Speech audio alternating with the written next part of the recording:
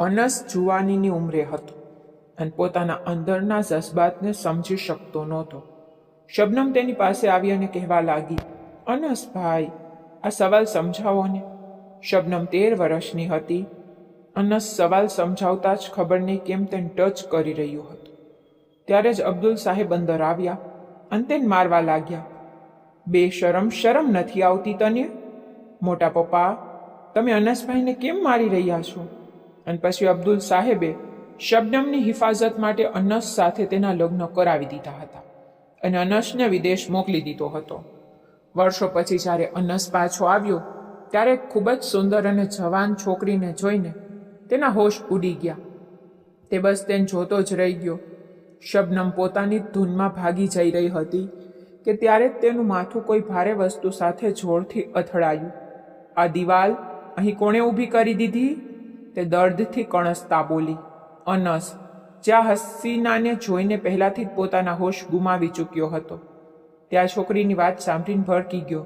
એ છોકરી, જીભ સંભાળીને વાત કર. એક અજાણ્યા મર્દાના અવાજ સાંભળીને શબનમે તરત જ પોતાનો ચહેરો ઉપર કર્યો. તે પોતાની મોટી મોટી આંખો ફેલાવીને સામે ઊભેલા 6 ફીટના એ લાંબા પહોળા છોકરાને તાકી રહી હતી. તે ખરેખર ખૂબ જ હેન્ડસમ હતો. વ્હાઇટ શર્ટ અને બ્લેક જીન્સમાં તે કમાલનો હેન્ડસમ લાગી રહ્યો હતો. પરંતુ આ સમયે શબનમ તેના પર કોઈ મહેરબાની બતાવવાના મૂડમાં બિલકુલ નહોતી. ઓ હેલો મિસ્ટર, એક તો ચોરી ઉપરથી સીના ચોરી પણ. તે પોતાની કમર પર હાથ રાખીને લડાયક સ્ત્રીઓની જેમ તેની સાથે લડવા તૈયાર હતી. કદાચ તેને અંદાજો નહોતો કે સામે ઊભેલ વ્યક્તિ કોઈ બીજી નહીં પણ તેનો શોહર છે. તેના વર્તન પછી અનસે પણ તેને સાચું કહેવાનો ઈરાદો બદલી નાખ્યો. તેણે છાતી પર હાથ બાંધ્યા અને ગુસ્સાથી ભરેલી નજરે તેને તાકી રહ્યો. મેડમ જુઓ, જો તમે તમારું ભલું ઈચ્છતા હો તો અત્યારે ને અત્યારે મારી સાથે બદતમીઝી કરવા બદલ માફી માંગો. માફી માંગે મારી જૂતી? પહેલાં તો મને એ કહો કે તમે છો કોણ અને અહીં શું કરી રહ્યા છો? ક્યાંક તમે કોઈ ચોર તો નથી ને? રાતના 11 વાગી રહ્યા હતા. તે છુપી રીતે ઘરની અંદર આવી રહી હતી. આજે તેનો તેની સહેલીઓ સાથે બહાર ફરવાનો પ્લાન હતો. રાત્રે 9 વાગ્યે તે ઘરના સભ્યોથી છુપાઈને શાંતિથી હવેલીના પાછળના દરવાજાથી બહાર નીકળી ગઈ હતી અને અત્યારે તે દબાતા પગલે છુપી રીતે હવેલીમાં આવી રહી હતી. જ્યારે તે આ ફોલાદ જેવી ભારે વસ્તુ સાથે અથડાઈ ગઈ ત્યાં જ અંદરથી અવાજ આવ્યો. શું થઈ રહ્યું છે અહીંયા? તમે બંને બાળકોની જેમ કેમ લડી રહ્યા છો? મોટી મમ્મી હજી સુધી જાગતા હતા. બિચારીની તો જાણે હંમેશાની ડ્યુટી લાગેલી રહેતી હતી કે જ્યાં સુધી તેમનો નાનો દીકરો ઝદ ઘરે ન આવી જાય ત્યાં સુધી તેમનો જીવ મુશ્કેલીમાં મુકાયેલો રહેતો હતો. તે અત્યારે તેની જ રાહ જોઈ રહ્યા હતા કે ત્યારે જ લોનમાંથી આવતો અવાજ સાંભળી ને પોતાની જાતને રોકી શક્યા નહીં અને જોવા માટે આવી ગયા. મોટી મમ્મી, આ માણસ જબરદસ્તી ઘરમાં ઘૂસી આવ્યો છે. મને તો આ કોઈ ચોર લાગે છે. આ સાંભળીને અનસના કપાળ પર ગુસ્સાની રેખાઓ વધી ઊંડી થઈ ગઈ. તેણે ગુસ્સામાં પોતાના દાંત ભીસી લીધા. તેનો બસ નહોતો ચાલતો કે આ છોકરીને ઉપાડીને કોઈ એવી જગ્યાએ ફેંકી દે જ્યાંથી તે ક્યારેય પાછી ન આવી શકે. જરાય તમીઝ નથી આ બદતમીઝ છોકરીને. પોતાના શોહરને ચોર કોણ કહે છે? તેણે દાંત પીસતા કહ્યું. મોટી મમ્મીનું મોં પણ આશ્ચર્યથી ખુલ્લું ને ખુલ્લું રહી ગયું. તેમણે જલ્દીથી અનસની માફી માંગી અને તેનો હાથ પકડીને ખેંચતા તેને પોતાના રૂમમાં લઈ ગયા. મોટી મમ્મી, તમે આને કંઈ કેમ ના કહ્યું? શબનમે પાછળથી પૂછ્યું. બેવકૂફ છોકરી અનસ છે. આજે હવેલી પાછો આવ્યો છે. આ સાંભળતા જ શબનમ પૂરી રીતે હેરાન રહી ગઈ. એક પળ માટે જાણે તેનો જીવ જ નીકળી ગયો હોય. ઓ એ જ છે અનસ? હા, મારી બચ્ચી એ જ છે અનસ, જેની સાથે આજથી 5 વર્ષ પહેલાં તારા લગ્ન થયા હતા. આ સાંભળતા જ તેને કંઈ પણ વિચાર્યા વગર પોતાની ગરદન ઝુકાવી દીધી અને શર્મના માર્યા પોતાની આંગળી દાંત વચ્ચે દબાવી દીધી. શું હું કંઈક વધારે જ બોલી ગઈ મોટી મમ્મી? તેણે હિચકીતા હતા પૂછ્યું. તમે વધારે કરતાં પણ ઘણું વધારે બોલી ગયા છો. મેં તને 1000 વાર સમજાવી છે કે દરેક સાથે લડવા મળવા માટે તૈયાર ન રહેતી કર અને કંઈ પણ બોલતા પહેલાં એકવાર વિચારી લેતી કર કે તું શું કહેવા જઈ રહી છે. મોટી મમ્મી, તો પછી હવે હું શું કરું? સ્વાભાવિક વાત છે કે તારે જઈને તેની માફી માંગવી પડશે.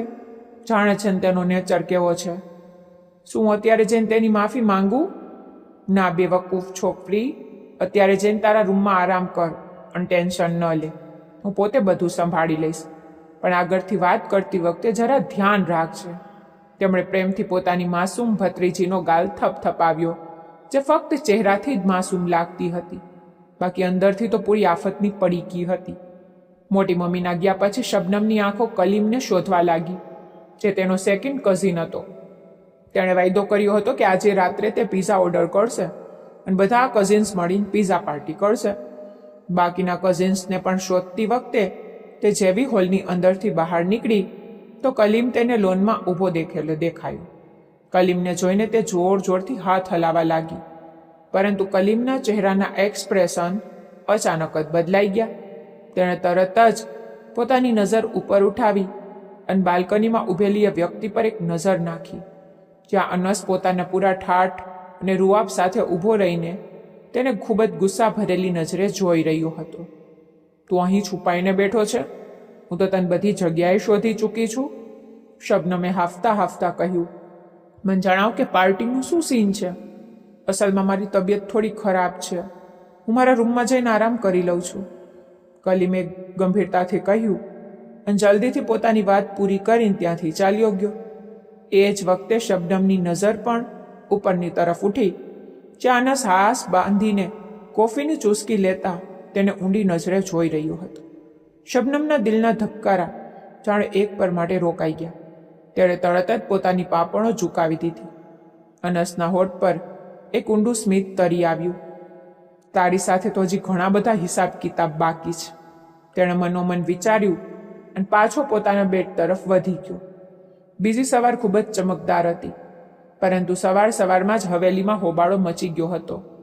પહેલાં મારો પરાઠો બનાવો મમ્મી, મન મોડું થઈ રહ્યું છે. નાની મમ્મી, પહેલાં મારો ઓમલેટ બનાવો. શબનમ અને ઝીદ ડાઇનિંગ ટેબલ પર પણ નાના બાળકોની જેમ લડી રહ્યા હતા. આ સવારમાં શું તમાશો લગાવી રાખ્યો છે તમે લોકોએ?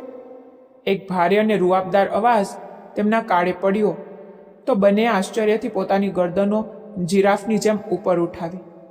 શબનમે જેટલી ઝડપથી પોતાની ગરદન ઉઠાવી હતી એટલી જ ઝડપથી પાછી ઝુકાવી દીધી, જ્યારે ઝેદ હજી સુધી એ જ પોઝિશનમાં હેરાન થઈને અનસને જોઈ રહ્યો હતો. મને હવે તમારા લોકોના અવાજની બૂમો બિલકુલ ન આવી જોઈએ, અનસે કહ્યું. આને પૂછો કે આપણે આની વાત કેમ માનીએ? શબનમ ધીમેથી બડબડી, કારણ કે હું આ હવેલીનો મોટો દીકરો છું અને આ ગામનો સરદાર. અનસ એક શબ્દ ચાવતા ચાવતા બોલ્યો. ડરના માર્યા શબનમનો ચહેરો પીળો પડી ગયો હતો. આના કાન તો સસલાના કાન કરતાં પણ વધારે તેજ છે, તેણે મનમાં વિચાર્યું. તકલીફ તેના કાનમાં નથી, તારી જીભમાં છે. તું ખૂબ જ મોટા અવાજે પોતાના વિચારો વ્યક્ત કરી રહી છે. ઝેદે ધીમેથી તેને ટોકતા કહ્યું તો તે ચૂપચાપ પોતાની પ્લેટને તાકી રહી. જોકે ચૂપ રહેવાનું તો તેને ક્યારેય શીખ્યું જ નહોતું. વેલ અનસભાઈ, એક વાત તો જણાવો, તમે આટલી જલ્દી પાછા કેમ આવી ગયા? અચાનક તેની જીભમાં ખંજવાણ આવી. પોતાના શબ્દો પર ધ્યાન આપ્યા વગર તે હવે સવાલ પૂછવાવાળા અંદાજમાં અનસ તરફ જોઈ રહી હતી. તે વસ્તુઓને નોર્મલ કરવાની કોશિશ કરી રહી હતી, પરંતુ તેની આ કોશિશથી મામલો વધુ બગડતો જઈ રહ્યો હતો. વાતને બગડતી જોઈને ઝેદે ટેબલની નીચે જોરથી શબનમમાં પગ પર પોતાનો પગ માર્યો. પાગલ તો નથી થઈ ગઈ ને?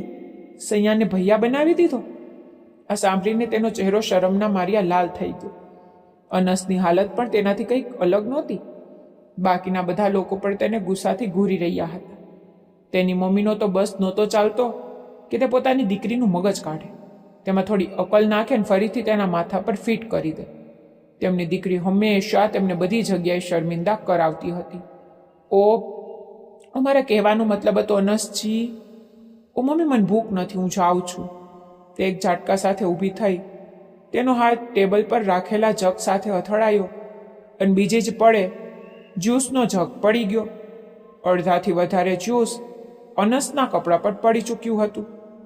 શબનમને લાગી રહ્યું હતું કે તે આગામી શ્વાસ નહીં લઈ શકે. તેનું આખું અસ્તિત્વ ડરથી ધ્રુજી રહ્યું હતું અને તેની એ ધ્રુજારી ત્યાં હાજર દરેક વ્યક્તિ અનુભવી રહી હતી. દાદીએ આંખો ઝાંખોમાં જોયાને ઈશારો કર્યો. જોયા તેનો હાથ પકડીને તેને ઘસરીને બહાર લઈ ગઈ. ખુલ્લી હવામાં આવ્યા પછી તેણે ઊંડા ઊંડા શ્વાસ લઈને પોતાની જાતને નોર્મલ કરવાની કોશિશ કરી. કેવી પાગલ જેવી હરકતો કરી રહી છે. અંતે અનસભાઈને ભાઈ કેમ કહ્યા? બચપણથી જ ભાઈ કહેવાની આદત છે ને. મારા માઇન્ડમાંથી નીકળી ગયું યાર. તેણે શર્મિંદગીથી પોતાનો ગુનો કબૂલ કર્યો. તને અંદાજો નથી તે કેટલા ગુસ્સામાં લાગી રહ્યા હતા. હવે તારી ખેર મનાવ. તને તો ખબર છે ને કે તે કોઈને પણ નથી છોડતા. ભૂલ કરી તો હંમેશા સજા આપે જ. તેમની ડિક્શનરીમાં માફી નામનો કોઈ શબ્દ જ નથી. તું મને વધુ ડરાવી લે, તેણે ગુસ્સામાં કહ્યું અને પોતાનો બેગ ખેંચીને ગાડીમાં જઈને બેસી ગઈ. જોયાની આજે રજા હતી. તેને વિદાય કર્યા પછી તે હવેલીની અંદર ચાલી ગઈ. આજે કોલેજમાં પણ તેનો દિવસ ખૂબ જ ખરાબ ગયો હતો. હવેલીમાંથી તેના પેરેન્ટ્સને બોલાવવામાં આવ્યા અને જેટલી બેઇજ્જતી તેની આજે એક દિવસમાં થઈ હતી એટલી તો તેની પૂરી જિંદગીમાં ક્યારેય થઈ નહોતી. પ્રિન્સિપાલ મેડમ તો જાણે તેની પાસેથી પોતાના બધા બદલા લઈ લીધા હતા. તેમણે તેના મા બાપને સ્પષ્ટ શબ્દોમાં કહી દીધું હતું કે તમારી દીકરીને ભણવામાં કોઈ ખાસ ઇન્ટરેસ્ટ નથી. અહીં ફક્ત ને ફક્ત આવારાગર્દી કરવા આવે છે. શરૂઆતથી લઈને અત્યાર સુધી આણે એક પણ દિવસના બધા ક્લાસ અટેન્ડ નથી કર્યા. આની અટેન્ડન્સ 50%થી પણ ઓછી છે. અમે આને એક્ઝામમાં બેસવા નહીં દઈ શકીએ. શબાના બેગમની તો ગુસ્સાના માર્યા ખરાબ હાલત હતી. જ્યારે પણ તે પોતાની દીકરી પાસે તેની એકેડમી રિપોર્ટ માંગતી હતી તે પોતાની કોઈ ફ્રેન્ડની રિપોર્ટ આપી દેતી અને ઉપરથી નામ એડિટ કરી દેતી હતી. પરંતુ આ વખતે તે જુગાડ પણ ન લગાવી શકી, કારણ કે આ વખતે કોલેજવાળાએ ડાયરેક્ટ તેના પેરેન્ટ્સનો કોન્ટેક્ટ કર્યો હતો. હવેલી આવ્યા પછી તેમણે તેને ખૂબ જ ખરીખોટી સંભળાવી અને પછી તેની સાથે જ તેને સજા પણ સંભળાવી દેવામાં આવી. અનસે તેને ભણાવવાની જવાબદારી લીધી હતી. તે પહેલાં પણ તેને ભણાવી ચૂક્યો હતો, પરંતુ પહેલાં અને અત્યારના સમયમાં જમીન આસમાનનો તફાવત આવી ચૂક્યો હતો. ત્યારે તે માત્ર 13 વર્ષની એક નાની બાળકી હતી, પણ હવે તે 18 વર્ષની થઈ ચૂકી હતી. જુવાનીની ઉંમરે કદમ મૂકી ચૂકી હતી. તેટલી હસીન હતી કે તેને જોઈને કોઈની પણ નિયત ખરાબ થઈ જાય. અનસે જ્યારે આટલા વર્ષો પછી તેને પહેલી વાર જોઈ તો તે પણ પોતાના હોશ ગુમાવી ચૂક્યો હતો. તેણે અમેરિકામાં આશરે 5 વર્ષ વિતાવ્યા હતા, પરંતુ આ 5 વર્ષોમાં તેને ક્યારેય એટલું સુંદર અને માસૂમ હુસ્ન નહોતું જોયું.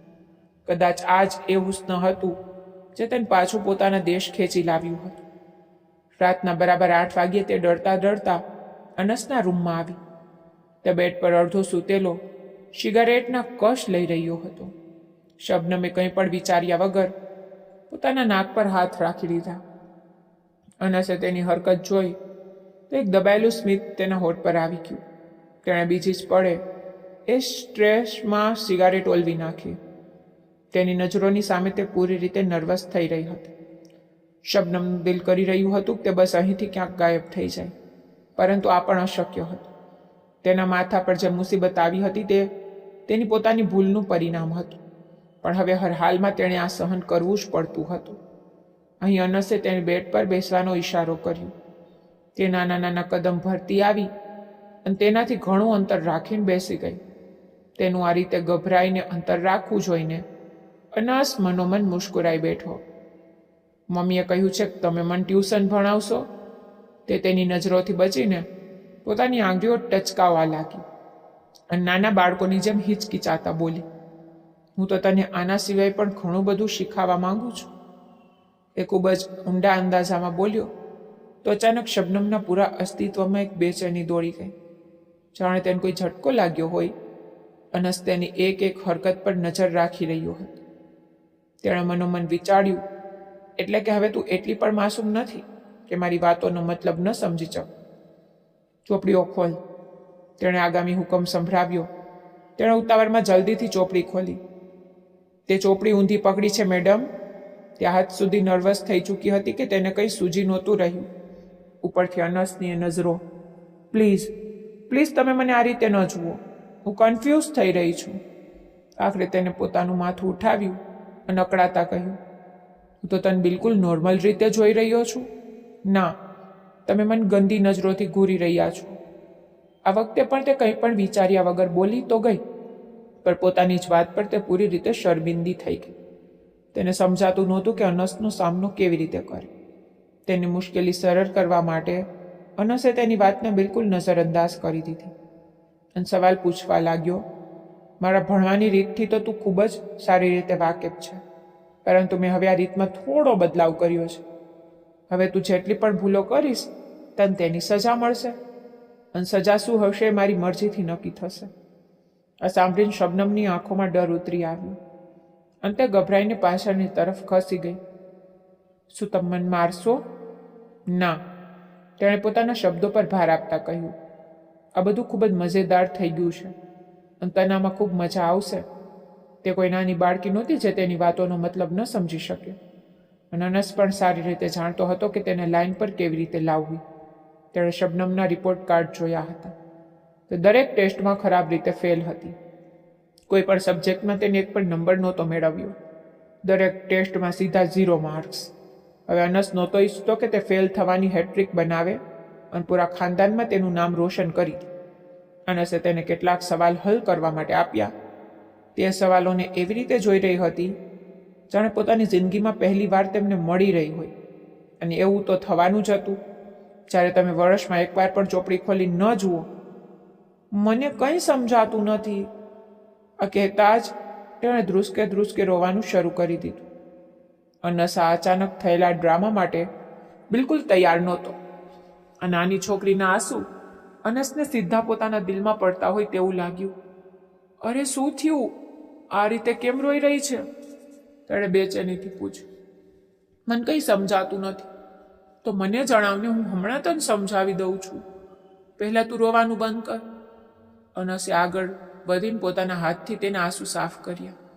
ત્યારે જ તે ડસકા લેતા પોતાનું નાક લૂછીને એક રહસ્યમય અંદાજમાં મુસ્કુરાઈ દીધી.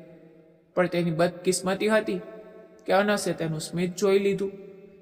તે તરત જ સમજી ગયો કે મેડમ તેની સાથે ચાલાકી કરવાની કોશિશ કરી રહી છે. તે આશરે 2 કલાક સુધી તેને ભણાવતો રહ્યો. તેણે તેને પહેલાં જ વોર્નિંગ આપી દીધી હતી, આ 2 કલાક પછી મારે તારી સાથે કેટલાક જૂના હિસાબ કિતાબ બરાબર કરવાના છે. પોતાની જાતને માનસિક રીતે તૈયાર રાખજે.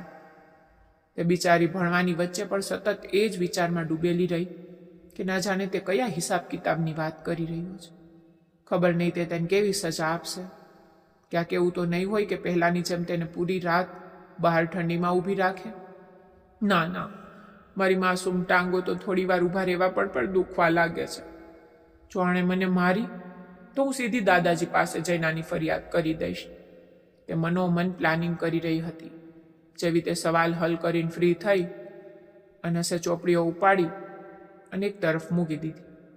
તે ત્યાંથી ઊભી થઈને છુપી રીતે ખસી જ જવાની હતી કે અનસે તેનો હાથ પકડ્યો અને તેને એક ઝાટકા સાથે પોતાની તરફ ખેંચી લીધી. તે પોતાનું બેલેન્સ સંભાળી શકી નહીં અને સીધી તેની છાતી પર જઈ પડી. પોતાની જાતને તેનાથી દૂર રાખવા માટે તેણે ગભરાઈને અનસની છાતી પર પોતાના બંને હાથ મજબૂતીથી ટેકવી દીધા.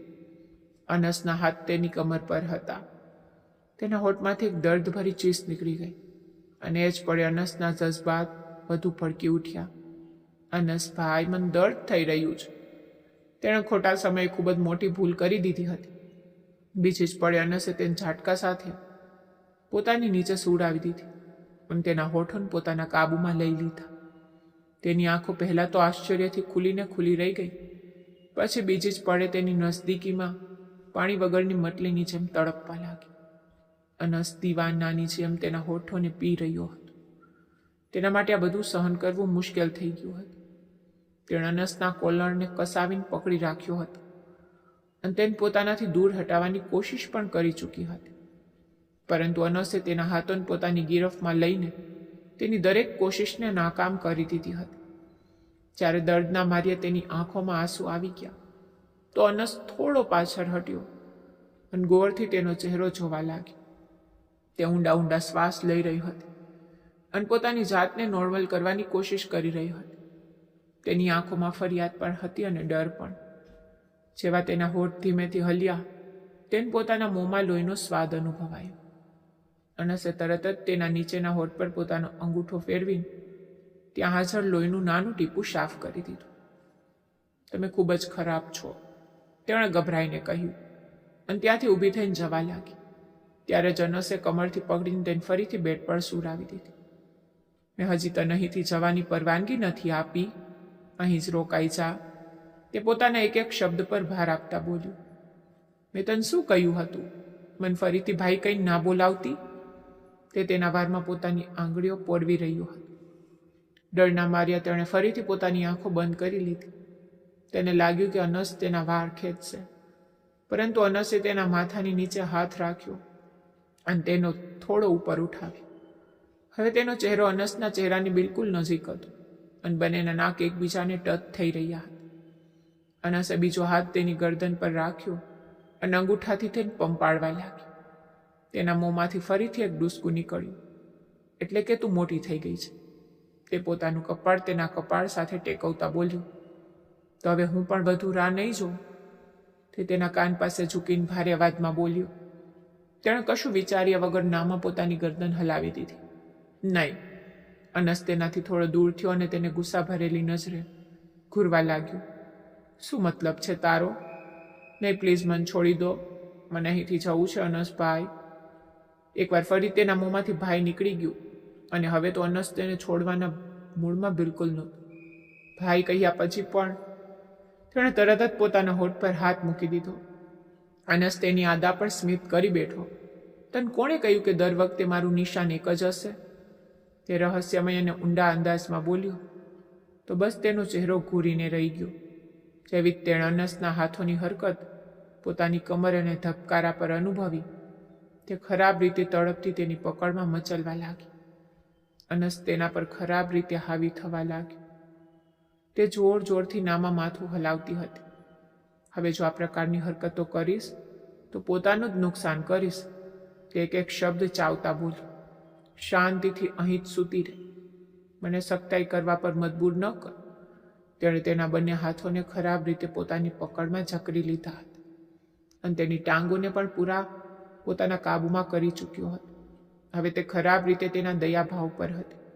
કોઈ આવી જશે, તેણે ગભરાતા અને કાપતા અવાજમાં કહ્યું. દરવાજો અંદરથી લોક છે. જ્યારે કોઈ આવશે મને ખબર પડી જશે. હા, તને પોતાને સંભાળવામાં થોડો સમય જરૂર લાગી જશે, કારણ કે આ સમય તારી જેવી હાલત છે ને, બધા લોકો મારા પર જ શક કરશે. જો કે મેં તો હજી કંઈ કર્યું જ નથી. આ સાંભળીને તે ફરીથી ફરિયાદ ભરેલી નજરે તેને ઘૂરવા લાગી. બેડ પાસે થોડે દૂર એક ડ્રેસિંગ ટેબલ હતું. જ્યારે તેણે અરીસામાં પોતાને જોઈ તો હેરાન રહી ગઈ. તેના વાળ વિખરાયેલા હતા. ચહેરો શરમના માર્યા લાલ થઈ ચૂક્યો હતો. ગાલ ટામેટા જેવા લાલ હતા અને હાલત પૂરી રીતે બગડેલી. આંખોમાં એક અજીબ નશો હતો. મન જણાવા સુંદરતા સામે હું પોતાનું કંટ્રોલ કેવી રીતે કરું?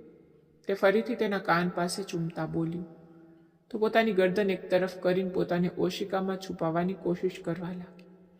આ વખતે તેને પોતાના હાથોને પોતાના સીના પર રાખી લીધા અને પોતાને ઢાંકવાની કોશિશ કરી રહી હતી. તમે ખૂબ ખરાબ છો. હું દાદી પાસે જઈને તમારી ફરિયાદ કરીશ. હું તેમને કહીશ કે શું ખામોશ કેમ થઈ ગઈ? મને પણ જણાવ, જેથી કાલે જો તેઓ મને કોઈ સવાલ કરે તો હું માનસિક રીતે તૈયાર રહું. તે નાનું અમથું તેનું નાક ખેંચતા બોલ્યો. હું તેમને જઈને કહીશ કે તમે મારી સાથે. તેના માટે પોતાની વાત પૂરી કરવી પણ મુશ્કેલ થઈ ગઈ હતી. તેણે કશું વિચાર્યા વગર પોતાનો ચહેરો અનસના સીનામાં છુપાવી લીધો, જેના પર તે હલકું હસી પડ્યો. આ સાદગી અને સુંદરતા પર હું કુરબાન થઈ જાઉં. તે તેના માથાને પ્રેમથી ચૂમતા બોલ્યું. તું વિચારી પણ ન શકે કે મેં આપણની કેટલી રાહ જોઈ છે.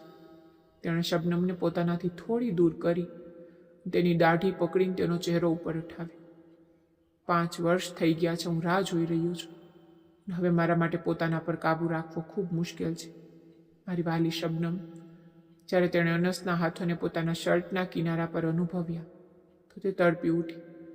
તેણે તરત જ અનસના હાથો પર પોતાના હાથ મૂકી દીધા અને ઝડપથી નામાં માથું હલાવતા બોલી નહીં. તેની આંખો એકવાર ફરી આંસુઓથી ભરાઈ ગઈ. મને ન રોક, નહીતર પોતાનું જ નુકસાન કરીશ. અનસે તેની ગરદન પર હાથ રાખતા રૂઆબદાર લહેજામાં કહ્યું. અને શરમ આવે છે, પ્લીઝ એવું ન કરો ને. હું તારો પતિ છું. તારા પર મારો પૂરો હક છે. તું મને મારા હકથી રોકી ન શકે. પણ હજી આપણી વિદાય નથી થઈ, તેને પોતાની વાત પર ભાર મૂકતા કહ્યું. અને જ્યાં સુધી આપણી વિદાય નથી થઈ જતી ત્યાં સુધી હું તમને કોઈ પણ વાતની પરવાનગી નહીં આપું. આ વખતે તેનો લહેજો જીદથી ભરેલો હતો, પરંતુ અનસ પણ પોતાની વાતનો પાકો હતો. જે વાત તેણે શબનમના ધબકારાને સ્પર્શ કર્યા તે હળબળાઈને પાછળ હટવા લાગી. શરમના માર્યા શબનમે પોતાની આંખો બંધ કરી લીધી. તેણે સપનામાં પણ નહોતું વિચાર્યું કે તે શખ્સ આ હદ સુધી બેબાક થઈ જશે. હવે શબનમનું સુંદર કંડારેલું બદન અનસની નજરો સામે હતું. તેની આંખોમાં પ્રશંસા અને દીવાનગી હતી. જ્યારે શબનમ શર્મા હયાની મૂરત બની તેના ઈમાનને ડગમગાવા પર મજબૂર કરી રહી હતી. તે તેની એક વાત માનવા તૈયાર હતો કે તે અત્યારે પૂરી રીતે પોતાનો હક વસૂલ નહીં કરે, કારણ કે વિદાય નહોતી થઈ. પરંતુ તે તેને પ્રેમ તો કરી શકતો હતો, તેને અનુભવી તો શકતો હતો, અને હવે તે એ જ કરવા માંગતો હતો. પ્લીઝ લાઇટ બંધ કરી દો. જ્યારે તેને આજીજી કરી તો અનસે તેના પર એહસાન કરતા લાઇટ બંધ કરી દીધી. હવે રૂમમાં માત્ર નાઇટ બલ્બનો હલકો પ્રકાશ હતો, જેમાં પણ શબનમના સુંદર બદનના ઉતાર ચઢાવ સાફ નજર આવી રહ્યા હતા. તમે ખૂબ ખરાબ છો, ખૂબ ગંદા, તે તેના સીના પર જોર જોરથી મૂકા મારતા બોલી. તે પોતાને કાબૂમાં રાખવાની પૂરી કોશિશ કરી રહી હતી, પરંતુ હવે તેની ધીરજ પણ ખૂટી રહી હતી. જુવાની શબાબ પર હત્યન જજ્બાત બેકાબૂ થઈ રહ્યા હતા. રંગોમાં લોહીની રફતાર વધી ચૂકી હતી. બીજી પળે તેણે પોતે આગળ વધીને અનસને ગળે લગાવી લીધું. અનસ તેની આ બદલાતી હાલતને અનુભવીને ખૂબ ખુશ થયો. તેણે પણ તેને પોતાની બાહુમાં ખેંચી લીધી હતી. ત્યારે જ શબનમના હોઠમાંથી એક હલકું ડૂસકું નીકળી ગયું. અનસ તેની ગરદન પર ઝૂકી ગયો અને ત્યાં પોતાના મોહબ્બતના નિશાન છોડવા લાગ્યો. જે વાત તેણે ધીમેથી બટકું ભળ્યું તે હલકી પાછળ હટી ગઈ. તેનું નાક અનસના નાક સાથે અથડાયું અને આ હલકા સ્પર્શથી તેના વજૂદમાં વીજળીનો એક કરંટ દોરી ગયો. હવે મને દર્દ કેમ આપી રહ્યા છો? તમે તો કહ્યું હતું કે તમે માત્ર પ્રેમ કરશો. મને દર્દ થઈ રહ્યું છે. તેણે નારાજગી ભરેલા લહેજામાં સવાલ કર્યો. મેડમજી, ભૂલ થઈ ગઈ, માફી ચાહું છું. વાયદો કરું છું કે ફરી તમને ફરિયાદની તક નહીં આપું. જાનસે થોડું જોરથી બટકું ભર્યું હતું. હવે તે જ જગ્યા પર હલકેથી પ્રેમ કરવા લાગી. તે જોવા માંગતો હતો કે તે કઈ હદ સુધી પોતાના હોશમાં છે, પણ અત્યાર સુધી તે ઘણી હદ સુધી હોશમાં હતી. તે બસ થોડીક જ બહેકી હતી. જ્યારે અનસ ચાહતો હતો કે તે પૂરી રીતે તેના પ્રેમમાં ખોવાઈ છે, પોતાને તેને હવાલે કરી દે. ઊંડા ડરના કારણે તે વારંવાર પાછળ હટી રહી હતી અને તે પળોની દોરીને તોડવાની કોશિશ કરી રહી હતી. ત્યારે જ અનસની નજર અચાનક તેના ખંભા પર બનેલા તલના નિશાન પર પડી. પહેલા અનસે તેને પોતાના હાથોથી પંપાડ્યું, બીજી જ પળે તે તલને લાગ્યું. અચાનક રૂમના દરવાજા પર ટકોરા પડ્યા. શબનમનું પૂરું વજૂદ કાપી ઉઠ્યું. અનસે તરત જ તેનું માથું પોતાના સીના સાથે લગાવી દીધું. તેના વાળમાં આંગળીઓ ફેરવવા લાગી. તેણે તેના કાન પાસે ધીમેથી કહ્યું, રિલેક્સ થઈ જા, ડરવાની કોઈ જરૂર નથી. હું બધું સંભાળી લઈશ. તું અહીં જ બેસી રહે, કંઈ નહીં થાય. હું મારું શર્ટ પહેરી લઉં છું. તેણે ગભરાઈને કહ્યું, એની કોઈ જરૂર નથી, અહીં જ રહે. ખબરદાર, જો તું અહીંથી એક ઇંચ પણ હલી, નહીંતર મારાથી ખરાબ કોઈ નહીં હોય. કાલે પણ તારે ભણવા માટે મારી પાસે જ આવવાનું છે. જો હવે તે કંઈ ચાલાકી કરીને તો કાલે સજા આપીશ. અનસે આંખો બતાવતા કહ્યું. શબનમે માસુમિયતથી હામાં માથું હલાવી દીધું. અનસે તેને સારું એવું ધમકાવ્યું હતું. હવે તે ગમે તે રીતે અહીંથી ભાગવા માંગતી હતી, કારણ કે હવે તેને પોતાનાથી પણ ડર લાગવા માંડ્યો હતો. તે જાણતી હતી કે જો થોડી વાર વધુ અહીં રોકાશે તો બધી હદો પાર થઈ જશે. બાદમાં પસ્તાવા કરતાં બહેતર હતું કે અત્યારે જ અહીંથી ભાગી જાય. અનસે જેવો જ દરવાજો ખોલ્યો ત્યાં સુધીમાં તે પોતાનું શર્ટ પહેરી ચૂકી હતી. દુપટ્ટો માથા પર લપેટી હલકો પોતાનો ચહેરો છુપાવતા તેની બાજુથી નીચેથી નીકળીને ઝડપથી બહારની તરફ ભાગી. તેની રફતાર જોઈને અનસ દંગ રહી ગયો. બહાર મોટી મમ્મી ઊભી હતી, જેમના હાથમાં જમવાની ટ્રે હતી. તેના રીતે ભાગતી જોઈને તેઓ હેરાન રહી ગયા. આને શું થયું? અસલમાનું ભણવાનું પૂરું થઈ ગયું હતું તો મેં આને રજા આપી દીધી. હું તમારા લોકો માટે જમવાનું લાવી હતી. ચલો, કોઈ વાંધો નહીં, તું જમી લે, તે પછી જમી લેશે. જે ઠીક છે. અનસે જમવાની ટ્રે લીધી અને ગમને તેને ટેબલ પર રાખી દીધી. તો આખરે ક્યાં સુધી મારાથી ભાગીશ? એકના એક દિવસ તો તારે મારી પાસે જ આવવું પડશે, અને પછી તે દિવસે હું તારી પાસેથી બધા હિસાબ કિતાબ બરાબર કરીશ. આજે જે તે ભૂલ કરી છે ને, તારે આનો પણ હિસાબ આપવો પડશે. અનસના જજ્બાત ફરીથી ખરાબ રીતે મટલી રહ્યા હતા, પરંતુ તે મેડમ તો ત્યાંથી ભાગી ચૂકી હતી. લાગે છે કે મારે પણ સૂઈ જવું જોઈએ, પરંતુ હવે મને ઊંઘ કેવી રીતે આવશે? હાય શબનમ, આ કેવો નશો ચડાવી દીધો જ તે મારા પર. તે પોતાના મગજમાં તેના જ વિશે વિચારતા પોતાની જાત સાથે વાતો કરી રહ્યો હતો. બીજી તરફ શબનમ જ્યારે રૂમમાં દાખલ થઈ, તેની હાલત ઘણી વધારે ખરાબ હતી. તે અરીસાની સામે ઊભી રહીને ઊંડા ઊંડા શ્વાસ લઈ રહી હતી. તેના મગજમાંથી આ વાત પૂરી રીતે નીકળી ગઈ હતી કે રૂમમાં તેની એક કઝિન પણ હાજર છે. ત્યારે જે કવાયત સાંભળીને તરત જ પાછળ ફરી જોયા સોફા પર બેસીને કિતાબ વાંચવામાં ડૂબેલી હતી, પરંતુ તેની સાથે જ તે તેને તોફાની નજરે ઘૂરી રહી હતી. શું રહી છે? આ રીતે કેમ જોઈ રહી છે મને? શબનમે અજાણતામાં તેનાથી નજરો ચોડાવતા પૂછ્યું. હું તને નહીં, પરંતુ તારી હાલતને જોઈ રહી છું. લાગે છે પેલો હુમલો થઈ ચૂક્યો છે. એક એક કહેતા જોયા પોતાના પેટ પર હાથ રાખીને જોર જોરથી હસવા લાગી, કારણ કે આ વખતે શબનમની હાલત જોઈને તેને વાકઈ બહુ હસવું આવી રહ્યું હતું. શબનમે તેને થોડી ત્રાસી નજરે ઘૂરી. તું કયા હમલાની વાત કરી રહી છે? મને બિલકુલ અંદાજો નથી. મેડમ, તું સારી રીતે જાણે છે કે હું કયા બારેમાં વાત કરી રહી છું. તને કેવી રીતે ખબર પડી કે મારા પર હુમલો થયો? શબનમ આ વખતે હેરાની જતાવતા સોફા પર તેની જ પાસે જઈને બેસી ગઈ, કારણ કે હું પોતે પણ આ બધામાંથી પસાર થઈ ચૂકી છું. જોયાએ હસતા કહ્યું, શું અનસભાઈએ તારી સાથે ખુદાનો ખોફ કર, હું તારી સામે હાથ જોડું છું. બોલતા પહેલાં 1000 વાર વિચારી લે. તું એ પણ ન કહી શકે કે બોલતા પહેલાં એકવાર વિચારો? તારે 1000 વાર વિચારવું જોઈએ કે તું શું વાત કરી રહી છે. મારે અનસભાઈ સાથે શું લેવા દેવા? હું તને મારા શોહરની વાત કરી રહી છું, જેની સાથે મારા લગ્ન થયા છે. પહેલી વાર જ્યારે હું તેમની પાસે ગઈ હતી ને, તો મારી સાથે પણ એવું જ થયું હતું.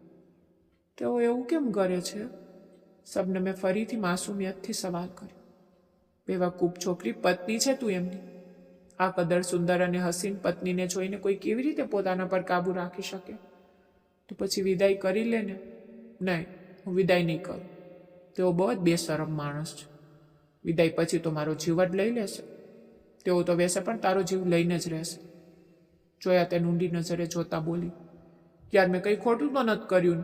બિલકુલ પણ નહીં. પોતાના મગજને રિલેક્સ કર અને શાંત થઈ જા. ચાલ હવે સૂઈ જા. સવારે તારે કોલેજ પણ જવાનું છે. મને લાગે છે કે જે ક્વેશ્ચન તેમણે કરાવ્યા હતા હું તે બધું પણ ભૂલી ચૂકી છું. કાલે ફરીથી ફેલ થઈ જઈશ, અને જો હું ફેલ થઈ ગઈ તો મને સજા આપશે. હું શું કરું? મારે તેમની પાસે ભણવું જ નથી. હું હવે મમ્મીને કહીશ કે મને કોઈ અન્ય ટ્યુશન રાખી આપ. તે પોતાની જાત સાથે વાતો કરતી વોશરૂમમાં ફ્રેશ થવા ચાલી ગઈ. બીજી તરફ જોયા બહુ અજીબ અનુભવી રહી હતી અને પરેશાન પણ લાગી રહી હતી. તેને સલમાનની યાદ આવી રહી હતી. તેણે પણ તેને પહેલી મુલાકાતમાં આ જ રીતે ડિસ્ટર્બ કરી દીધી હતી. ઘણા દિવસો સુધી તે બસ તેના જ વિશે વિચારતી રહી. તેમનું તો લોંગ ડિસ્ટન્સ હતું. તે બીજા શહેરમાં રહેતો અને ઘણા સમય પછી ગામડે આવતો, પરંતુ અહીં તો મેડમના શોહર એક જ હવેલીમાં હાજર હતા. એમની તો રોજ શામત આવવાની હતી. રાત્રે જ્યારે તે સૂવા માટે આડી થઈ, ત્યારે જ તેના મગજમાં અનસનો જ ખ્યાલ ચાલી રહ્યો હતો. તેને હજુ સુધી એવું જ લાગી રહ્યું હતું જાણે તેની આંગળીઓ તેના વજૂદને સ્પર્શી રહી હોય. અનસના પરફ્યુમની ખુશ્બુ તેને હજી સુધી પોતાનામાંથી આવતી અનુભવાઈ રહી હતી. જોકે તેણે ઘણીવાર સુધી નહાતા પોતાની જાતને ઘસી હતી, પરંતુ છતાં પણ તે ખુશ્બુને પોતાનાથી અલગ નહોતી કરી શકી. કંટાળીને તે બેડ પર બેઠી થઈ ગઈ. તેણે અજાણતામાં જ પોતાના કપાળને સ્પર્શ કર્યો. બીજી બાજુ અનસ પોતાના રૂમમાં બેઠો લેપટોપ પર મેડમની હરકતોને લાઈવ જોઈ રહ્યો હતો. તેણે ફોરન પોતાનો મોબાઈલ ઉઠાવ્યો અને એક મેસેજ ટાઈપ કર્યો. જો હું નથી આવી રહી તો તું મારી પાસે આવી શકે છે. તને કંપની આપવા માટે તૈયાર છું. પહેલાં તો પોતાના મોબાઈલ પર અજાણ્યા નંબર પરથી મેસેજ જોઈને તે પરેશાન થઈ ગઈ, પરંતુ જેવી ડીપી પર અનસની તસવીર દેખાઈ, તેના પૂરા વજૂદમાં એક ધ્રુજારી દોડી ગઈ. તે ઉઠી અને ભાગતી દરવાજા પાસે ગઈ. જલ્દીથી ચેક કર્યું કે દરવાજો અંદરથી લોક છે કે નહીં. શુક્ર હતો કે દરવાજો લોક હતો. પણ તેણે જઈને બારી બંધ કરી અને બાલ્કનીનો દરવાજો પણ જોરથી લગાવી દીધો. અનસ તેની આ સાવધાની જોઈને પોતાના રૂમમાં બેઠો બેઠો હસીને લોટપોટ થઈ રહ્યો હતો. તને લાગે છે કે આ બધું કરીને તું પોતાને મારાથી બચાવી શકે છે? અનસે ફરીથી એક મેસેજ ટાઈપ કર્યો તો અકળાઈને બેઠી થઈ ગઈ. તેણે ગુસ્સામાં રૂમની લાઇટ ઓન કરી દીધી. શુક્ર છે મેડમનો સુંદર ચહેરો તો જોવા મળ્યો. અનસે લેપટોપ પોતાના ખોળામાં રાખેલું હતું અને મોબાઈલથી તેને મેસેજ કરી રહ્યું. તેણે રિપ્લાય કર્યો, તમને કેવી રીતે ખબર કે હું શું કરી રહી છું? મને બધું જ ખબર છે. ક્યાંક તમે મારા રૂમમાં કેમેરો તો નથી લગાવી રાખ્યો ને? જો તું એવું વિચારી રહી છે તો એવું પણ હોઈ શકે છે. હું કાલે જ મારો રૂમ બદલી નાખીશ. આ કહીને તેણે ફોન ડેટા ઓફ કર્યો અને મોબાઈલને એક તરફ રાખી દીધો. પણ તેણે લાઇટ બંધ કરી દીધી. શબનમ તે એક વધુ ભૂલ કરી દીધી. હવે આની સજા ભોગવવા માટે પણ તૈયાર થઈ છે. અને તેની એક વધુ ભૂલ પોતાના મગજમાં નોટ કરી ચૂક્યો હતો. તે આંખો બંધ કરીને સૂતી હતી, પણ તેને ઊંઘ નહોતી આવી રહી. હવે તો તેને પાકો વિશ્વાસ થઈ ગયો હતો કે તે તેને ક્યાંક ને ક્યાંકથી જોઈ રહ્યો છે, પરંતુ તેને અંદાજો નહોતો કે તેના પર ક્યાંયથી નજર રાખવામાં આવી રહી છે. થોડી વાર પછી તે ઉઠી અને ભાગતા જોયાના રૂમમાં ચાલી ગઈ. શું આજે તારા રૂમમાં સૂઈ જાઓ? તેણે માસુમિયતથી પૂછ્યું. હા શબનમ, સૂઈ જા. મેડમ એક વધુ ભૂલ. આ કહીને અનસે પોતાનું લેપટોપ બંધ કરી દીધું. હવે તો તેની પાસે જાગવાનું કોઈ બહાનું જ નહોતું બચ્યું. આગલી સવારે જ્યારે તે સૂઈને ઉઠ્યો તો તેને ક્યાંય પણ નજર નહોતી આવી રહી. આજે તેણે કોલેજમાંથી રજા પાડી લીધી હતી. તબિયત ખરાબ હોવાનું બહાનું બનાવ્યું હતું. સવારથી જ તે પોતાના રૂમમાં છુપાઈને બેઠેલી હતી. જ્યારે અનસ બાદમાં મોટા પપ્પા સાથે ઓફિસ ચાલ્યો ગયો ત્યારે તે રૂમની બહાર નીકળી. અનસે મને જણાવ્યું કે તને એક શબ્દ પણ નથી આવડતો. તેણે તારા પર બહુ વધારે મહેનત કરવી પડશે. મારે તેમની પાસે ટ્યુશન નથી ભણવું, તેણે બે ટૂંક લહેજામાં કહ્યું. આ પહેલાં કે શબાના બેગમ ફરીથી પોતાની ચપ્પલ ઉઠાવે અને તેને તેનો વાયદો યાદ અપાવે તે દાદાજીની પાછળ જઈને છુપાઈ ગઈ. દાદાજી, હું તમને કહી રહી છું ને, મારે તે માણસ પાસે ટ્યુશન નથી ભણવું. મને તેમની સામે શરમ આવે છે, તેણે શાપ શબ્દોમાં કહ્યું. દાદાજી અજાણતામાં તેના ચહેરા તરફ જોયું. જ્યારે દાદીમાએ પોતાનું માથું કૂટી લીધું હતું. હું તેમની સાથે ભણવામાં બિલકુલ પણ કમ્ફર્ટેબલ નથી. દાદાજી, તમે કોઈ બીજા ટીચર રાખી દો, પરંતુ અનસ પાસે બિલકુલ નહીં ભણું. દાદાજી તો પહેલાં પણ આ વાસ્તુની ખિલાફ હતા. તેમણે પોતાની વહુને કહ્યું પણ હતું, પરંતુ શબાના બેગમ જ ઈચ્છતી હતી કે અનસ તેમની દીકરીને ટ્યુશન ભરાવે, કારણ કે પહેલાં જ્યારે તે ભણાવતો હતો તો તેના સારા માર્ક્સ આવતા હતા. તેમણે તો આ એંગલથી વિચાર્યું જ નહોતું કે વિદાય પહેલાં તેઓ બંનેને નજીક આવવાની ખુલ્લી તક આપી રહ્યા છે. તો પદ્મન, જણાવ, તારે કોની પાસે ભણવું છે? તમે કોઈ પણ ટ્યુશન રાખી દો, કોઈ ફેમિલી ટીચરને રાખી દો, કોઈ ફિમેલ ટીચરને રાખી દો, પરંતુ અનસ પાસે બિલકુલ નહીં ભણું, તે કહેતી ગુસ્સામાં પગ પછાડતી પોતાના રૂમમાં ચાલી ગઈ. જ્યારે સાંજની વખતે અનસે તેના વિશે પૂછ્યું તો શબાના બેગમ બહુ જ શાલીનતાથી ના પાડી દીધી. તમારા દાદાજીને આ બધું બિલકુલ પસંદ નથી. તને તો ખબર છે ને, હવે તમારા બંનેના સંબંધનો સ્ટેટસ બદલાઈ ચૂક્યો છે. જી ચાચી, તેને ધીમેથી કહ્યું. ચલો, કોઈ વાંધો નહીં. હું તો બસ ઈચ્છતો હતો કે તે પોતાના ભણવા પર ધ્યાન આપે. જો કોઈ બીજું તેને સારી રીતે ભણાવી રહ્યું છે તો આ મારા માટે ખુશીની વાત છે. ઉપરથી બેહદ શાંત દેખાતો અનસ અંદરને અંદર ગુસ્સામાં દાંત પીસતો પોતાના રૂમ તરફ વધી ગયો. રસ્તામાં તેને તે દેખાઈ. શબનમે જેવો તેને જોયો તે તરત જ દરવાજાની પાછળ જઈને છુપાઈ ગઈ. શબનમ, હવે ખેર મનાવ પોતાની, તે ઊંચા અવાજે ચિલ્લાયું. હું કોઈનાથી ડરતી નથી. તમે મારું કંઈ બગાડી ન શકો. જો હિંમત હોય કંઈ બગાડીને બતાવો. તે તરત જ દરવાજાની પાછળથી બહાર નીકળી અને તેને આંગળી ચીંધીને ધમકી આપતા બોલી. આ બિલાડીને તો હું બહુ જલ્દી જ થેલામાંથી બહાર આવવા પર મજબૂર કરી દઈશ.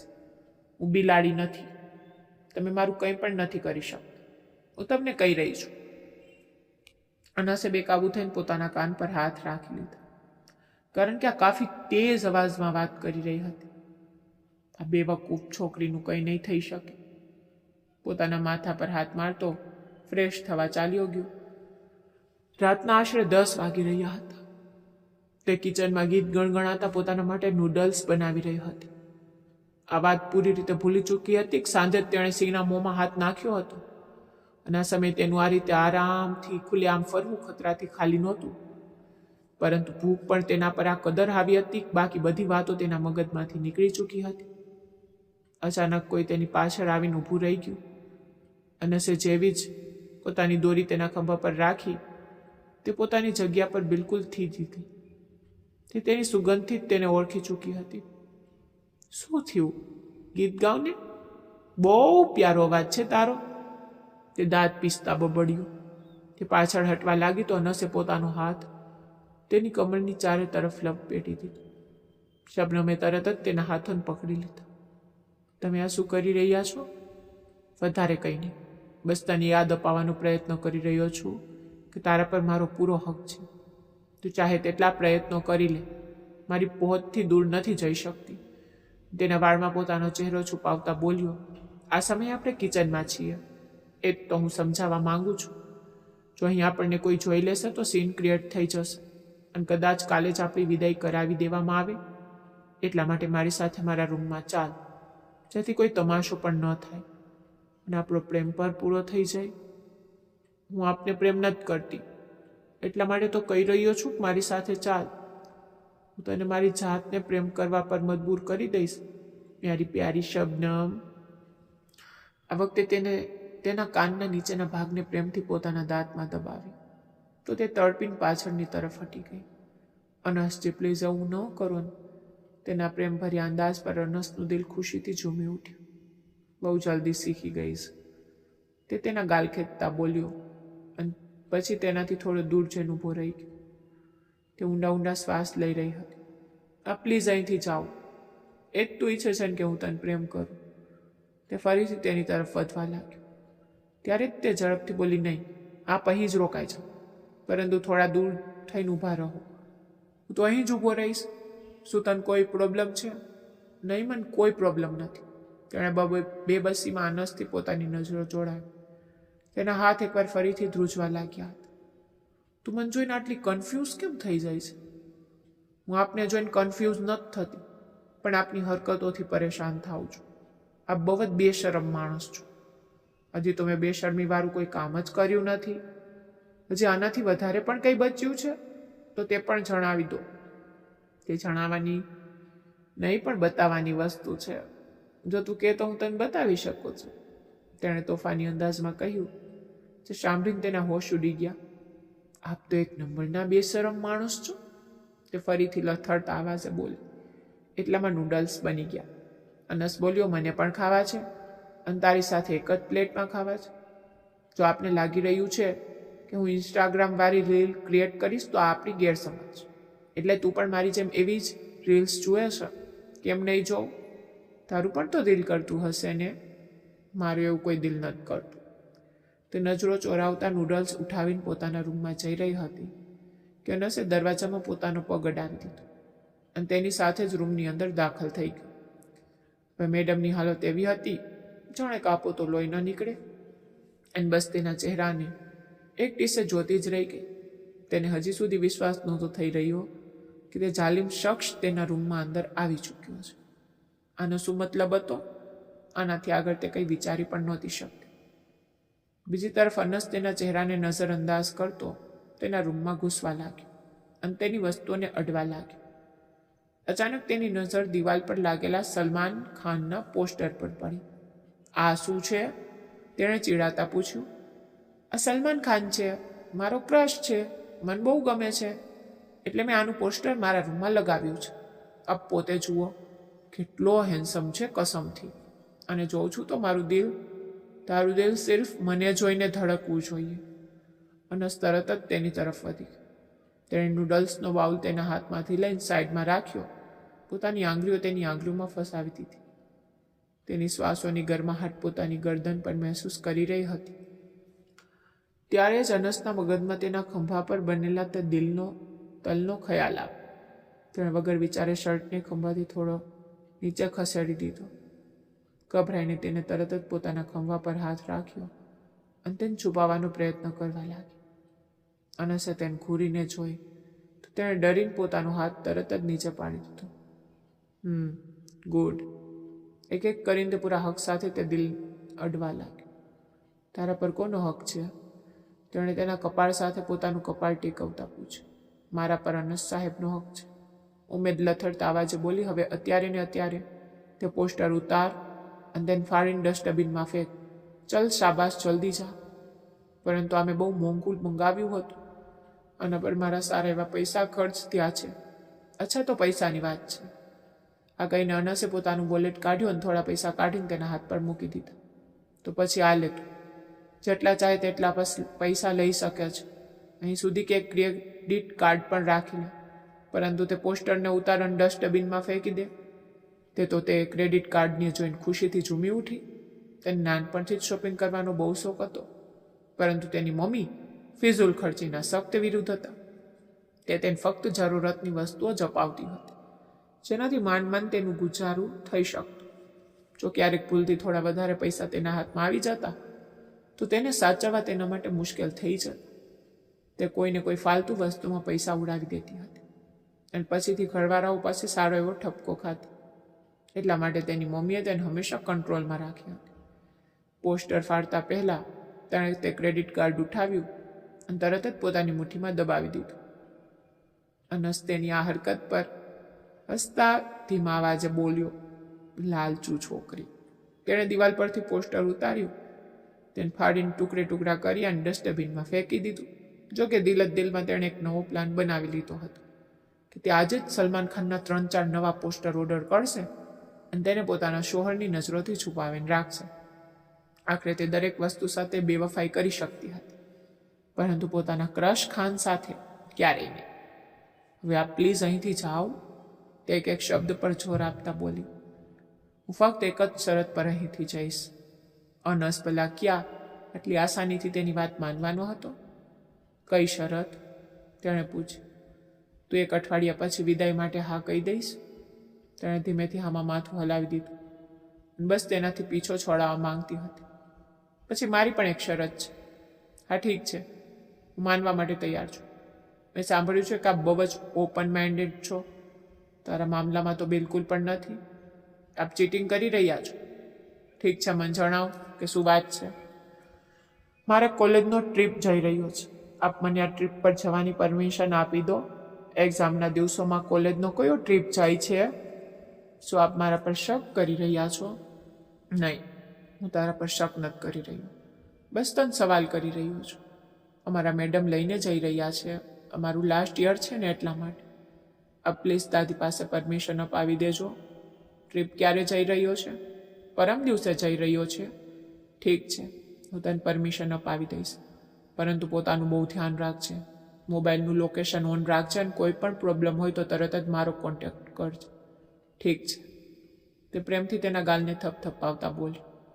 મેડમની તો વિચારમાં પણ નહોતું કે તે આટલી જલ્દી તેની વાત માની લેશે. આના પછી તે ટ્રીપની જોરથી તૈયારીઓ કરવા લાગી. અનસ પણ ખુશ હતો કે 1 અઠવાડિયા પછી તે પૂરી રીતે તેની થઈ જશે, તેની જિંદગીમાં આવી જશે. અને જો ટ્રીપ પર જવું તેની સૌથી મોટી અપેક્ષા હતી, તો તે તેની ખુશીમાં રૂકાવટ બનવા નહોતો માંગતો. આમ પણ આ ટ્રીપ ફક્ત આગ્રા સુધી જ જઈ રહ્યો હતો અને સાંજ સુધી પાછો આવવાનો હતો. અનસે પહેલીવાર તેના પર આંધળો ભરોસો કર્યો હતો અને કોલેજમાં પણ ક્રોસ ચેક કરવું જરૂરી નહોતું સમજ્યું. અને આ ભરોસો તેને ભારે પડી ગયો. સાંજના લગભગ 7 વાગી રહ્યા હતા, પરંતુ હજી સુધી તે છોકરીનો કોઈ પતો નહોતો. તેનો મોબાઈલ પણ સ્વિચ ઓફ આવી રહ્યો હતો.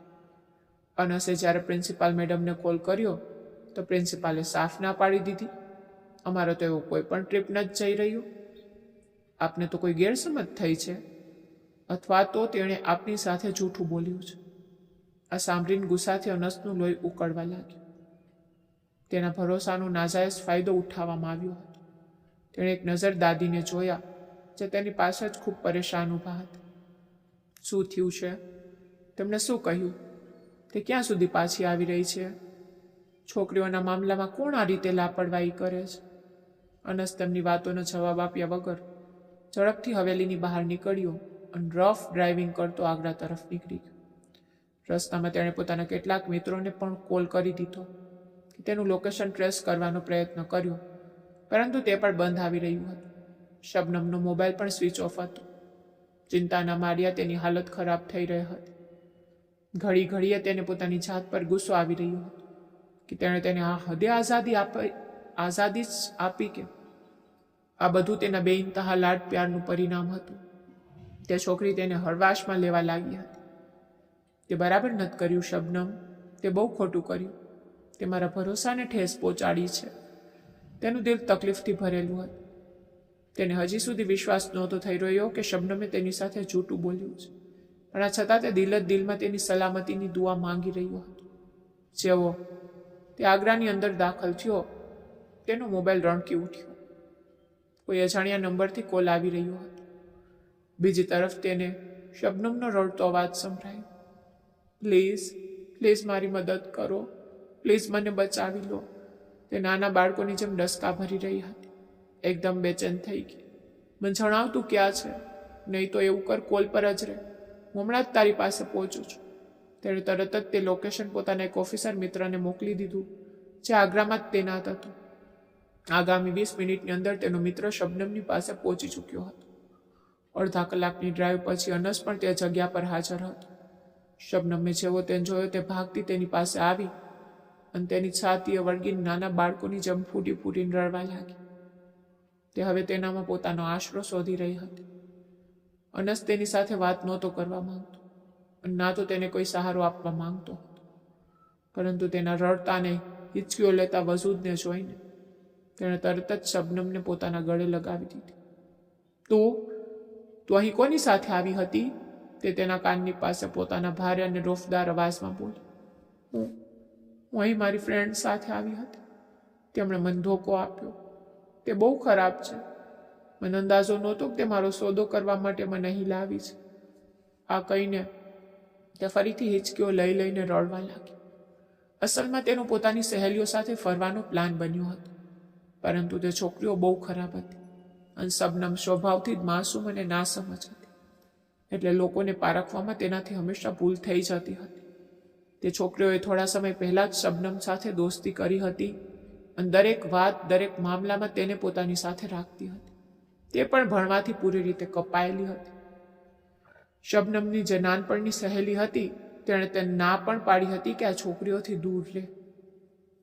આશાની રેપ્યુટેશન બરાબર નથી અને મેં એમના વિશે ઘણી ખોટી વાતો સાંભળી છે.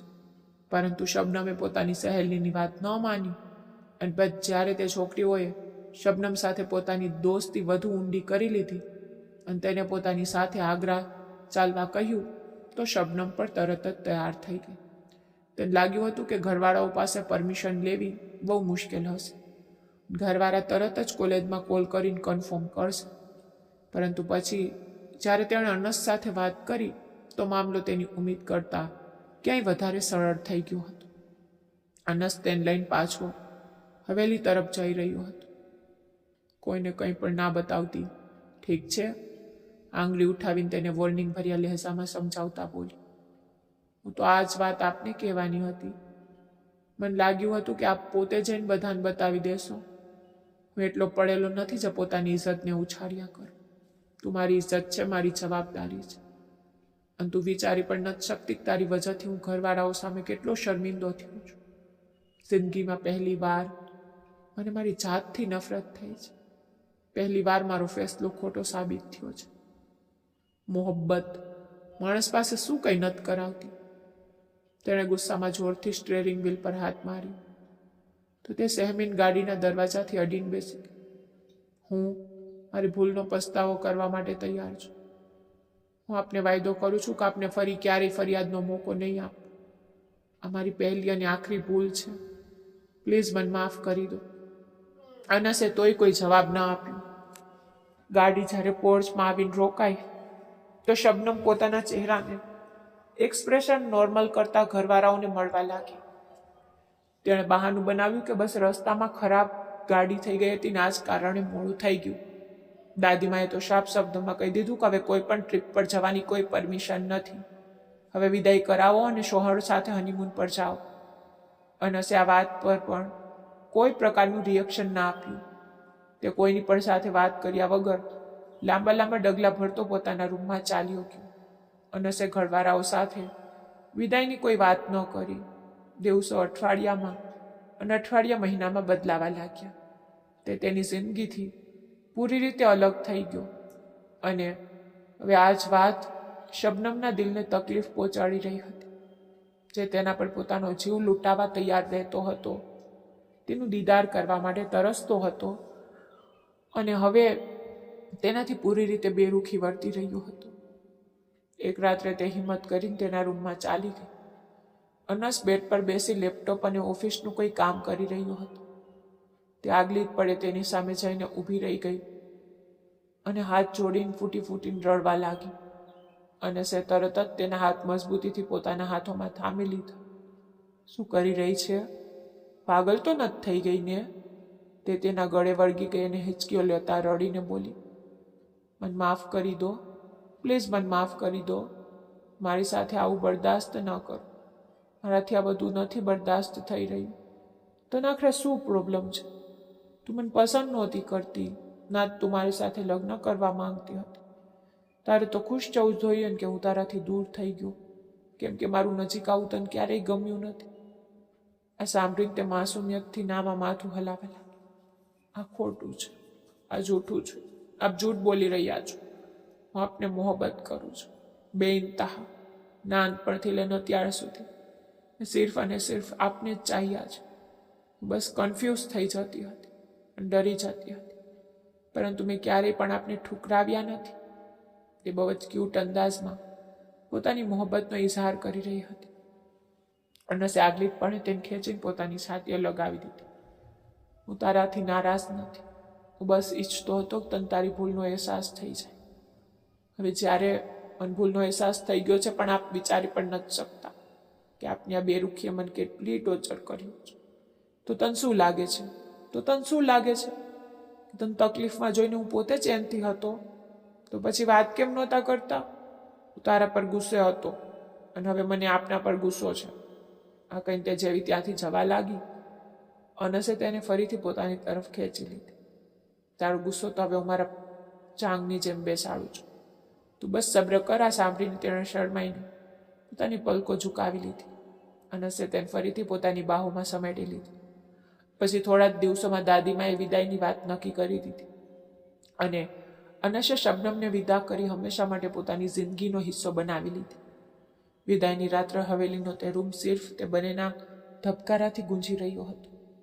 શબનમ બેડના ખૂણા પર બેસી પોતાની આંગળીઓ મચકોડી રહી હતી. શરમ અને ગભરાટના માર્યા તેનો ચહેરો ગુલાબની જેમ લાલચોળ થઈ ચૂક્યો હતો. ત્યારે જ અનસ રૂમમાં દાખલ થયો. તેણે દરવાજો લોક કર્યો અને ધીમા પગલે તેની નજીક આવ્યો. શબનમે ગભરાઈને પોતાની આંખો બંધ કરી લીધી, પરંતુ આગલી જ પરે અનસ તેની બરાબર સામે ઘૂંટણ ભેર બેસી ગયો. તેણે શબનમના ધ્રુજતા હાથોને પોતાના મજબૂત હાથોમાં થામી લીધા અને તેને ચૂમતા બોલ્યો, હવે તો આંખો ખોલ મારી જાન. હવે તારા અને મારા વચ્ચે કોઈ દૂરી નથી. શબનમે ધીમેથી પોતાની પલકો ઉઠાવી તો સામે અનસની આંખોમાં પોતાના માટે દીવાનગી જોઈને તેનું દિલ એક પળ માટે ધડકવાનું ભૂલી ગયું. આપ હવે બહુ સતાવો છો મને. તેણે લથડતા અવાજે શિકાયતની નજરોથી તેને જોયો તો અનસના હોઠો પર એક દિલકશ મુસ્કાન આવી ગઈ. તેણે શબનમનો ચહેરો ઊંચો કર્યો. તને સતાવી અને પછી આ રીતે પોતાની બાહોમાં સમેટી લેવી, એ જ તો મારી મોહબ્બત છે. આ કહેતા જ અનસે તેની કમરમાં હાથ નાખ્યો અને એક ઝાટકાથી તેને પોતાની છાતીએ લગાવી દીધી. શબનમે વગર વિચારે પોતાના બંને હાથ અનસના ગળામાં નાખી દીધા. પોતાની જાતને પૂરી રીતે તેના હવાલે કરી દીધી. રૂમની મધ્યમ રોશનીમાં તે બંને હવે હંમેશા માટે એક થઈ ચૂક્યા હતા. જાણે કોઈ દૂરી નહોતી, સિર્ફ બેઇંતહા મોહબ્બત હતી. તો દોસ્તો, ઉમ્મીદ છે કે આ પ્યારી સી લવ સ્ટોરી તમારા ચહેરા પર એક મુસ્કાન લઈને આવી હશે. જો તમને આ વિડીયો પસંદ આવ્યો હોય તો આને પોતાના દોસ્તો સાથે શેર જરૂર કરશો. નવી કહાનીઓના સફરથી જોડાયેલા રહો. ધન્યવાદ.